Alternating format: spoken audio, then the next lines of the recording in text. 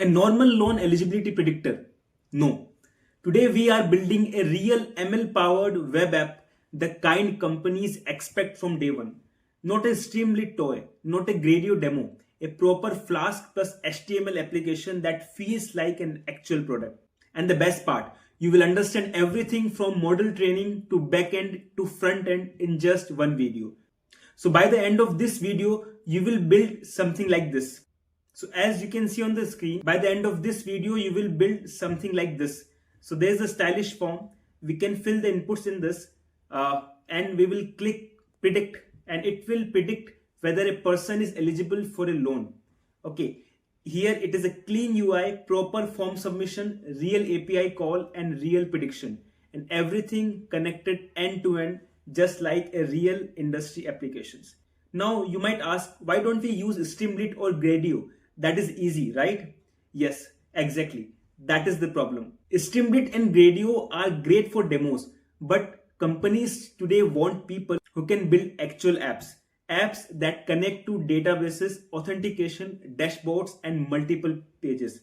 Gone are the days when Streamlit was expected. Now, freshers are expected to know Flask or Fast API because this is what runs in production. So today you are learning real development, not shortcuts. So hi everyone, I'm Akash Gupta. I'm pursuing my masters in AI at IIT Kharagpur and on this channel I simplify AI, ML and real world engineering for students like you. If you want more videos like this, real projects, real deployments and real skills, make sure you subscribe Concepts of AI, hit the like button and share this with someone who is stuck with only Streamlit. Okay, so let us go to the code and build this beautiful app.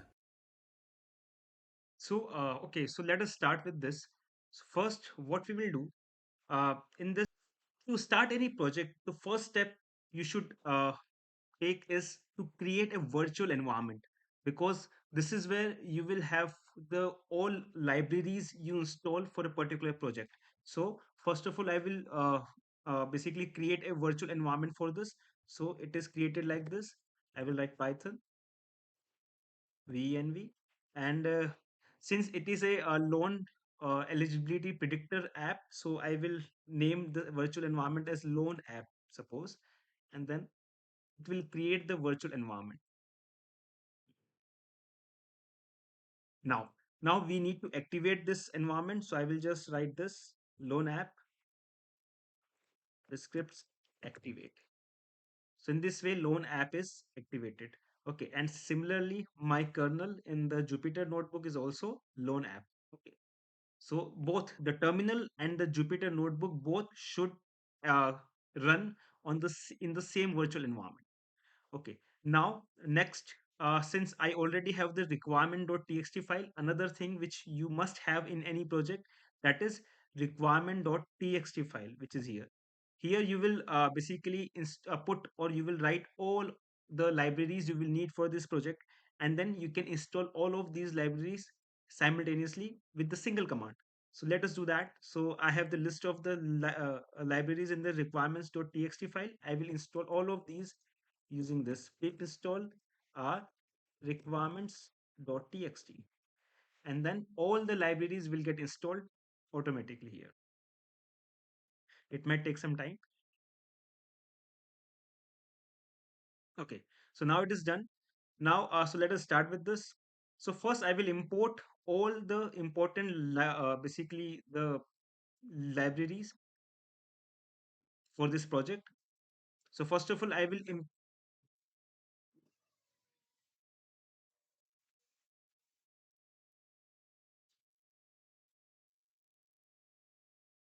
So first of all, I will import all the required libraries for this project. So like pandas, numpy, then using sklearn, I will select model selection. Then pickle. Pickle is basically a format which is used to save the machine learning model file. Okay, then I will use one hot encoder and standard scalar, column transformer, pipeline, random forest classifier because that is the algorithm we are going to use here, and accuracy score for the metrics.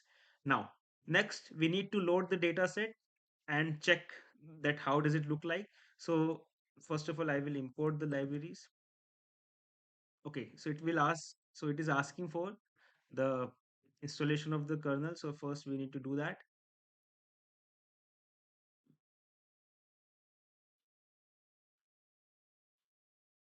So these are the basic steps which you need to do whenever you are working on Jupyter Notebook in VS Code.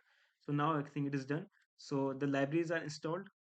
So they are imported. Now next, so that is the data set. Okay, so here you have these parameters: gender of the person, marital status, number of dependents, education, loan amount, applicant income, loan amount term, that is in months, then credit history, property area, and finally the loan status you have. Okay. Next, you will basically drop the null values. These are the basic processing steps. I am just doing it.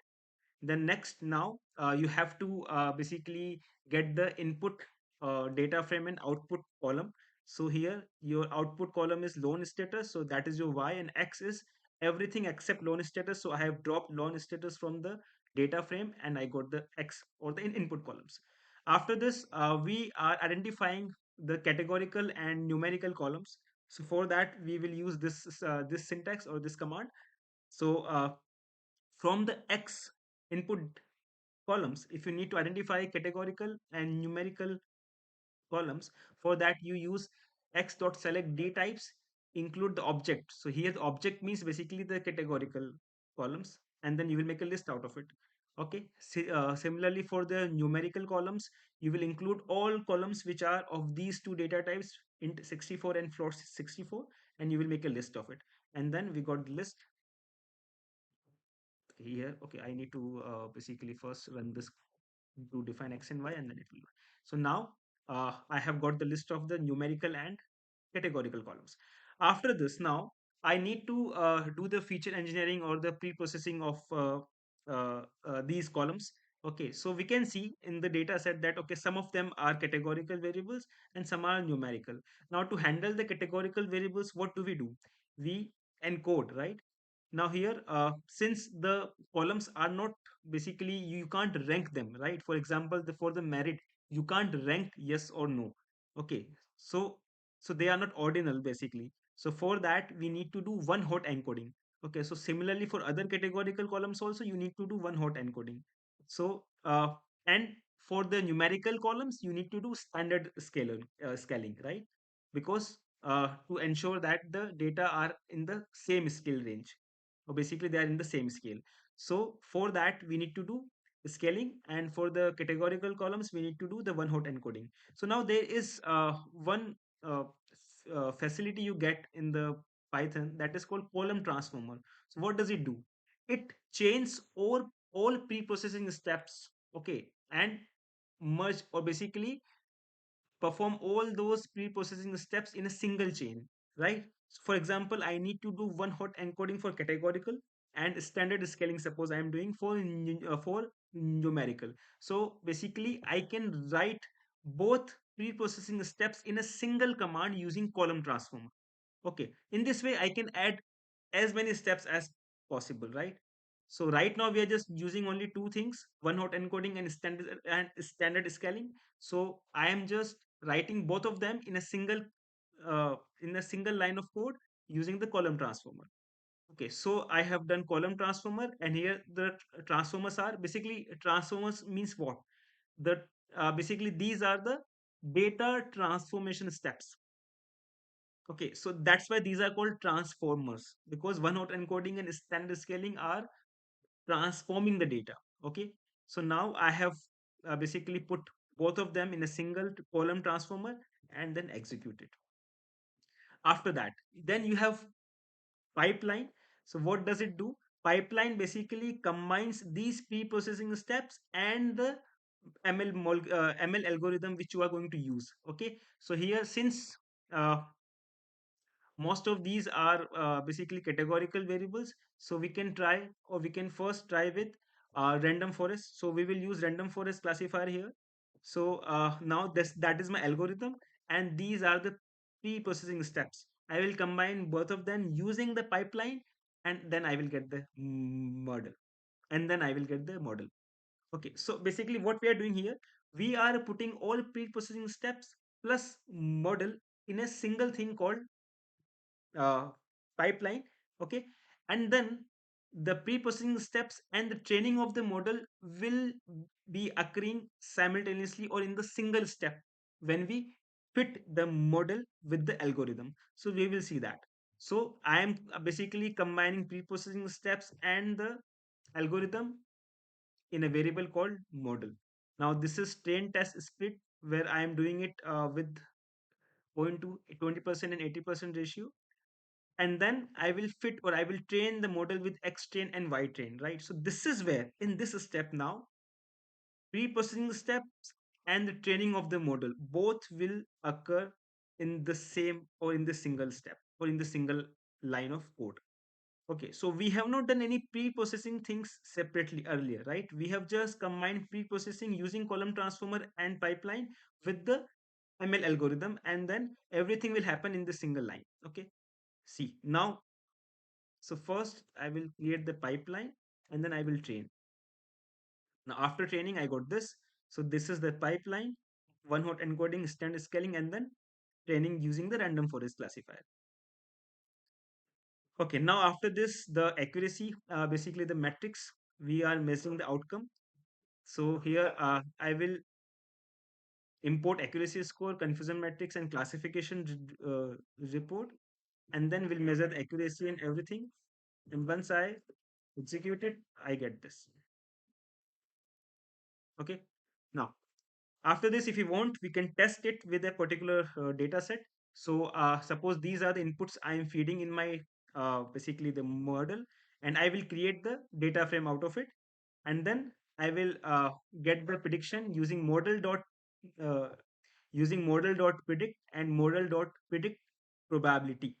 Okay, so both will give me. So model dot predict will give me whether the person is eligible, and model dot predict probability will give me the probability for any person to be eligible for the loan. Okay, so once I execute it, I get the output for this. So prediction is yes with 81% or with 81% chances or 0.81 probability. Now after this, the real thing starts. Now you will load the of weights or the parameters of this model, okay, or of this train model in a file. So that will be done using this with open loan model.pkl wb. Wb means write binary. Okay, so this is done for files like the weights or the images of, right? So wb means write binary, and you are saving everything you got from this model in a file called loan model.pkl. Pkl, right? Pkl means a pickle format of the file. Okay, and once you execute this, see, loan model.pkl file you got here. Okay, so you will use this file only to use to get the output from this model. Okay, on the backend. Now once you train the model and save the file, now the next thing is you need to create the backend and front end for your app. Okay, so what are the functions of front end and backend? Basically front end is the screen which you see, okay, or which the user can see. Okay, and where the user will feed the inputs, okay, for the model, and then those inputs from the front end or the from the screen will go to the backend. Okay, backend is basically just a tool or a server which serves the model's output. So once you feed the input on the front end screen, then those inputs will go to the backend will process it uh, using the model and will give you the output on the front screen again. Okay, so this is what we do. Now here for the backend in industry, either Flask or Fast API is used. In this project, we will use Flask API because that is easy to use for the beginners. Okay, then in later you can learn Fast API also. So now what to do? So now let us write the backend code. So for backend code, I will create another Python script file that is app.py. Now, let us understand this code. I wrote this code earlier only. Now, so here we will give our project a backend using Flask. What does it do? Let us see. First, I will import the required libraries. So there's a Flask library. From that, I will import Flask request render template, import Pickle, import pandas SPD. Now, app is equal to Flask name. Here you are initializing the Flask, okay, object using the app variable. Now, after this, you will open the file of the model which you saved earlier, right? Because you will need this file to get the output, right? Now we have trained the model. Now the most important thing for us from the model is this file. Okay. So this is what we get after training any ML model. Okay. And this is what we use during the inference. Okay, so I will need to open this file first of all. So I will open it and get the model from this file. Okay, so now this is the model which I will use to predict the output, right? Now after this, so in every backend server we have some routes, right? So what do these routes do? Basically, routes are used to perform a particular function, okay, in the backend. For example, if I give you one example that so these routes are nothing but you can understand them as URLs, right? For a URL of any website. Okay. So basically, for every website, when you go to a particular tab, okay, so then you have something.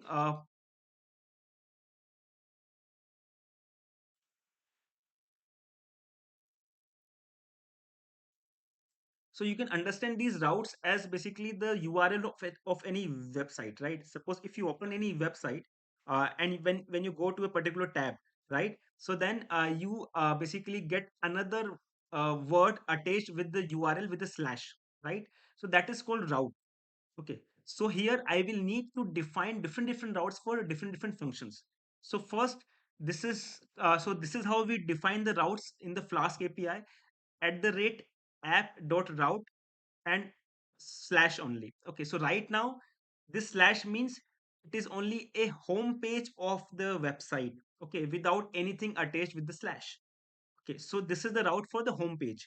Okay, and in every route I define a function. So here, so basically, as I said, that every route is for a particular function. So what will it do? I need to define it. So that will be done using the function. So I have at the rate app dot route slash, that is blank now, and in that I will define a function. And what is the function? Function means here I will just do return render template front end dot html.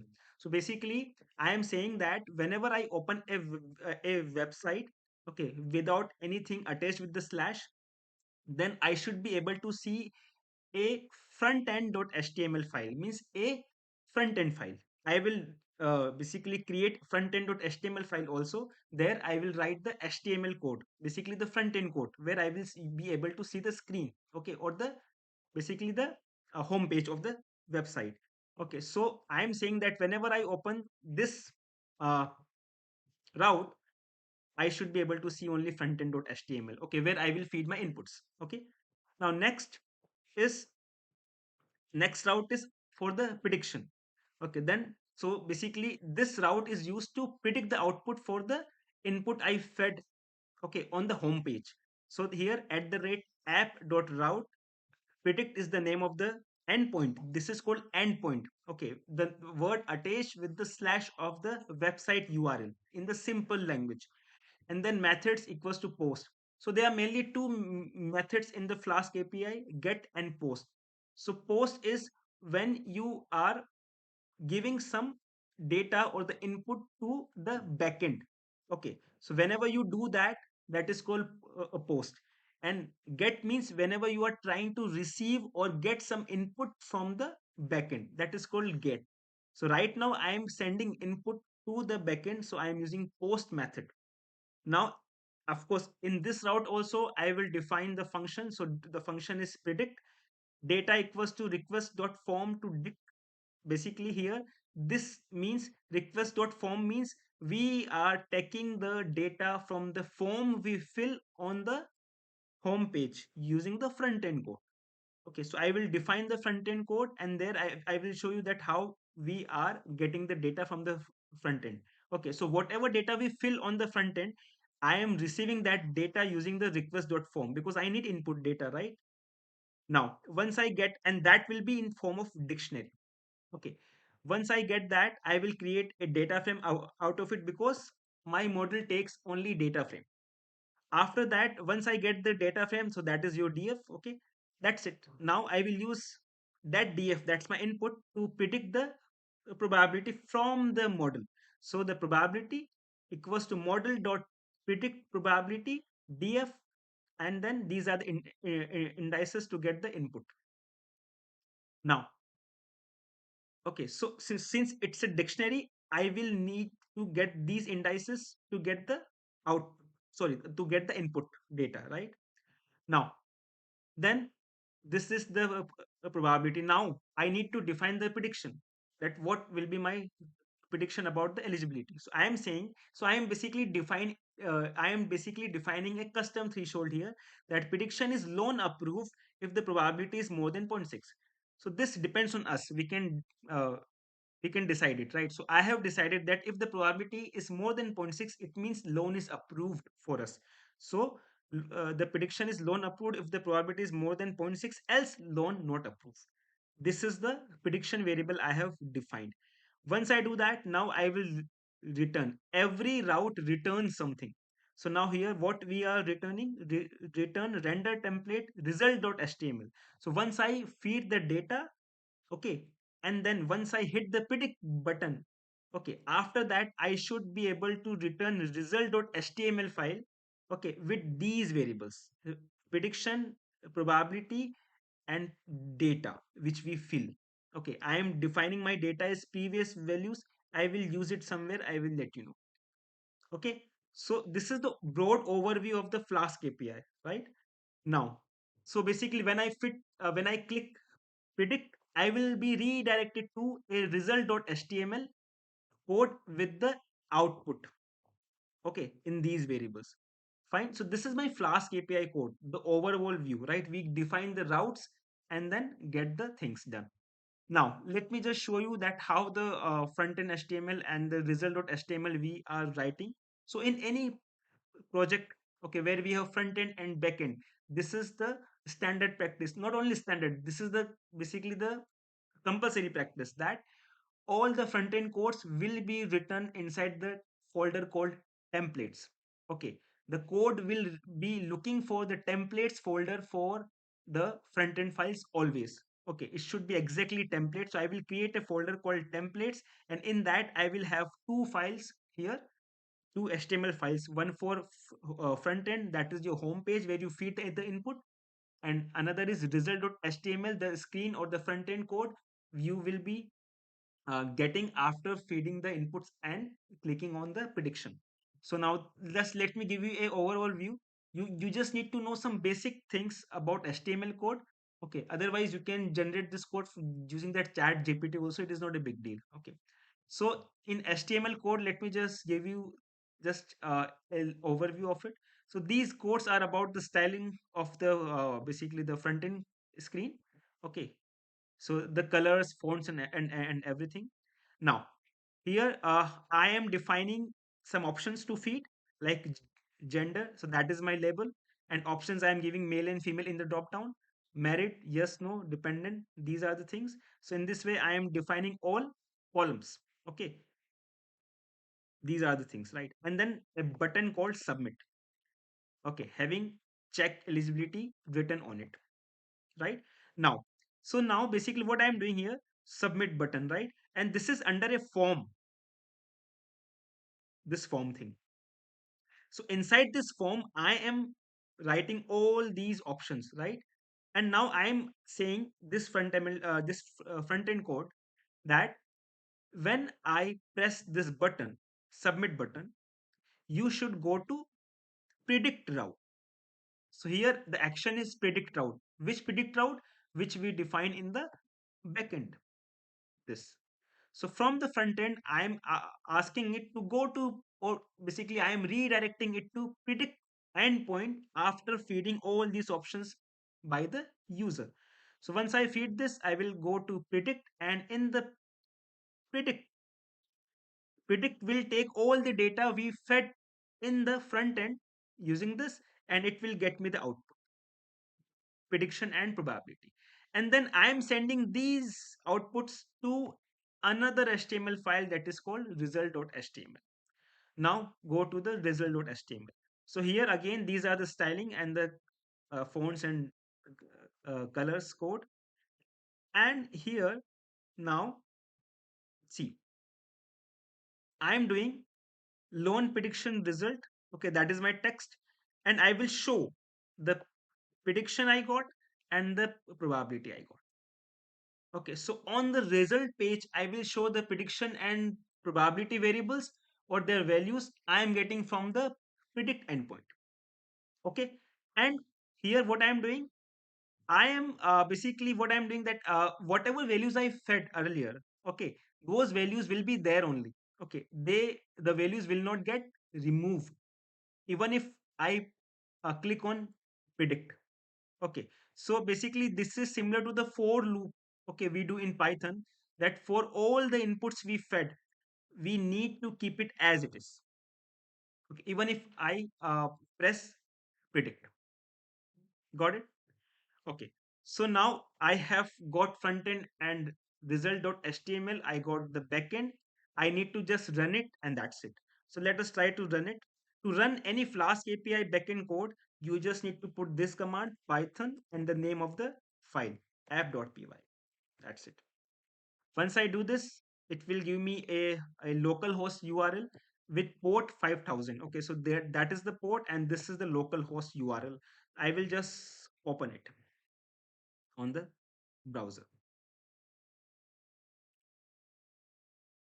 So here now you can see that now we can fill the values like gender, suppose it is male, with dependence is 0, education you can say graduate, self-employed is yes, suppose, applicant income we can say suppose 1 lakh, okay, loan amount is 1000, that is 360 months. In code and credit history is 1 means good it is. Okay, urban area is the property area, suppose. Now if I just go to check eligibility, I will get the result like this. Okay, so loan not approved because probability is 0.55. Okay, and then if I now see the values are same. These values which I filled earlier, these values are not gone basically, right? I can edit them here only if I want to recalculate. If I want to start afresh, you can just put start afresh and that's it. Okay, so now here you can do basically, suppose if I need to do start afresh, you can do this. Okay, so in this way, you can feed any value and get the eligibility. So, congrats. You just built a full end-to-end machine learning web application, which includes model training, pre-processing pipeline, Flask backend, and a clean user interface. If you understood this video, trust me, you are already ahead of 90% of ML engineers who only know Streamlit demos. Of course, you might need to learn the Flask API or the HTML thing in deep, so that is fine. But I explained the things broadly that will help you a lot. Now imagine coding a database, authentication, login, dashboards. This is how real ML products are built. Now after this, if you want to deploy this model on the cloud, then I have already uploaded a video where I talked about the top or the good deployment options which are very beginner friendly and which are very easy to use. So you can do them. If you want me to make a video for the deployment also for this project, just put it in the comment section and let me know. And if you found this video helpful, subscribe to Concepts of AI and like and share so that it reaches out to more people.